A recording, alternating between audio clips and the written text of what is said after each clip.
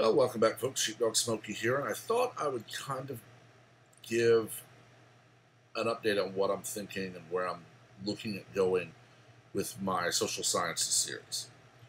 I'm actually tempted to make an entirely separate channel for it because here I discuss issues and I get on my soapbox, and I don't want to take away from those other videos. They may become their own playlist so that people can just watch them. I don't know.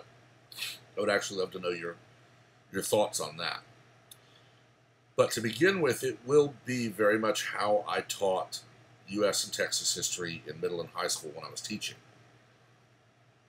It will start, as far as United States history, basically we have to discuss, of course, that there were Vikings who reached as far as Canada prior to anyone, that Columbus, of course, was the first official explorer due to Ferdinand and Isabella that reached the New World.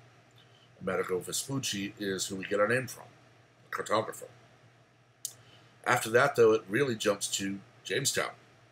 It really jumps to Plymouth Rock with the Pilgrims escaping religious tyranny in Great Britain and coming to the U.S., where they could have a wider range of freedom. From there, of course, we get into the colonization, ultimately the 13 colonies, the Declaration of Independence and the Constitution, Lexington and Concord, the Revolution, and on through the Civil War, on through Spanish-American War, through World War I, World War II, Industrial Revolution, Korea, Vietnam, Civil Rights, Reaganomics, the 90s, all the way up to current day. Once we reach current day, of course, we move into more politics and government, economics, things that are not nearly as much a study of history as a study of the system we have. Yes, it does include a good bit of how the system got here. You can't ignore the Code of Hammurabi or the Ten Commandments or anything else that went into crafting this system or any other system of government. You can't ignore that the Senate in Rome is very much the model for ours, or that Greece with their representative system influenced countries after it. But the history aspect of government, economics, and so on is really just the first few bits, and then we get into our current system and how it is supposed to work, and looking at how it is failing in that goal right now. Economics will look at supply and demand. We'll look at Keynesian economics, Marxism, and the vast number of other economic models. I never really presented any personal spin or personal preference in my classes. I did let people know that Marxism tends to lead to socialism, which leads to communism, which leads to problems. The Keynesian economics never really works. While a capitalist system has served this nation now for 245 years, roughly. Longer if you really look at it. So that you can not only look at each system compared objectively, but you can look at the 240 odd years of this country under a capitalist society and how that economic model has led to where we are today. I hope to be able to produce videos roughly the length of this video, anywhere from 5 to 10 minutes. That's about how long I would generally lecture when I was teaching. I would give my overview. I would set out the information, provide the source material, provide my own reflections on things, such as when reading this book, I might have gone to another book, things of that nature. In class, of course, I then would either assign reading or assign a test or quiz, a worksheet, or another assignment, or it would be question and answer time.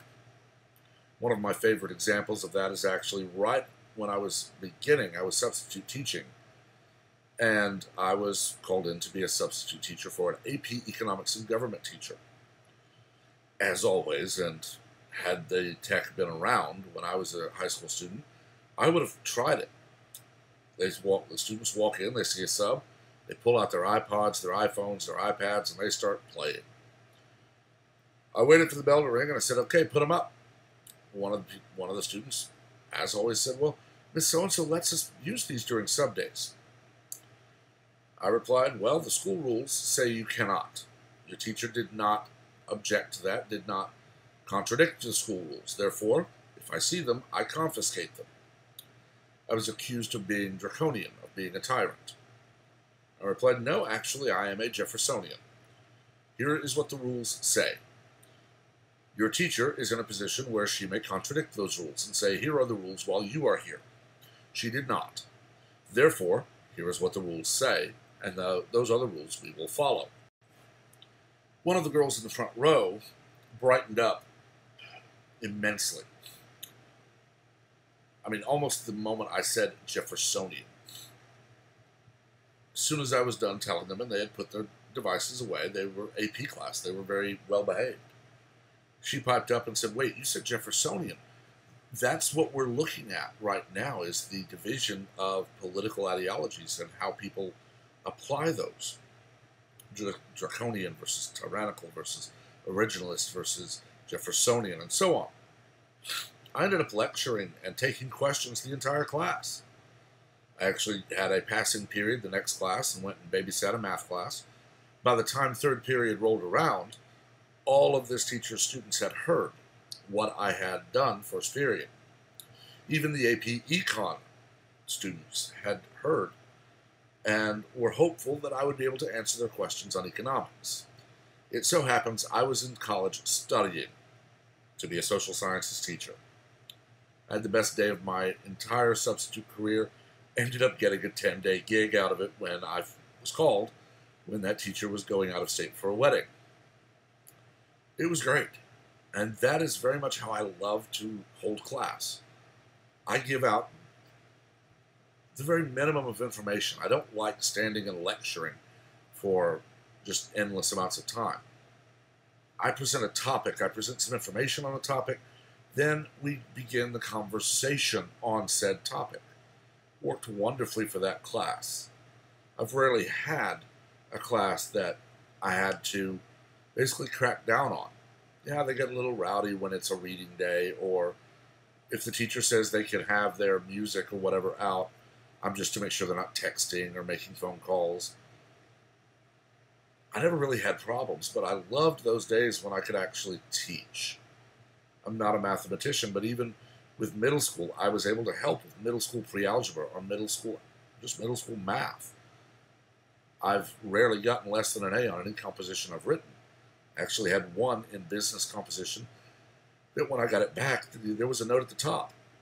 Perfect paper. I couldn't find anything wrong. The teacher asked to keep it as an example. So when I would sub for English, I could help them.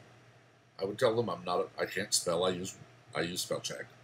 But I know my grammar, I know my sentence structure. So I'm very much of the mind that the teacher should be interactive. The class should be interactive, asking questions and prompting the teacher to have a discussion. I can't really do that here because I'm not going to be doing live videos and such, but I can spark debate and conversations, and that's what I want to do. Right now, a lot of people are homeschooling their children. Send them this video here. Let them know that I am a history major, certified to teach secondary social studies, which means, of course, it would be not too difficult to gain my certification for middle school social studies or general education. If they have something to deal with social sciences that they're struggling to explain to their child while they're homeschooling, there is an email in every description. They can email me and I will look into it. I will be happy to try and guide them. I'm not going to give them a lesson. I'm not going to say, I'll teach for you. I have my own job to do. I have my own family obligations. But I'll be happy to say, well, here's this book that I love on this topic. And here's the chapter dealing with it. And here's my take on this chapter. And I'll go back and forth with them. I love being able to help people. I don't know. We're hitting 10 minutes. I want to end this now so it's not a long one. Let me know what you think. Let me know if there's topics you'd like to see me discuss or dig into. As always, be civil in the comments. We're here to debate and discuss, not scream and yell and argue. Please remember to share and like the video so we widen the conversation. Send this one to your friends who are homeschooling who may not be social science geeks like I am. There are innumerable people on YouTube. I know when I was in college, I was even using the fledgling YouTube to find people who could help explain math. Because as much as my teacher tried, you could tell they were a math geek and I'm not. Please also remember to subscribe and turn on notifications. Let me know if you would like to see the history series become its own channel so that it can be kept separate from the politics and other things I talk about here. Make sure you ring the notification bell so you're aware of all content, and make sure to let your friends know. I am doing the giveaway on this channel at 500, 1,000, and 1,500 subscribers, so the explanation of that is in the pinned video. Until next time, everyone, have a wonderful day, and be safe, smart, and healthy, and be careful.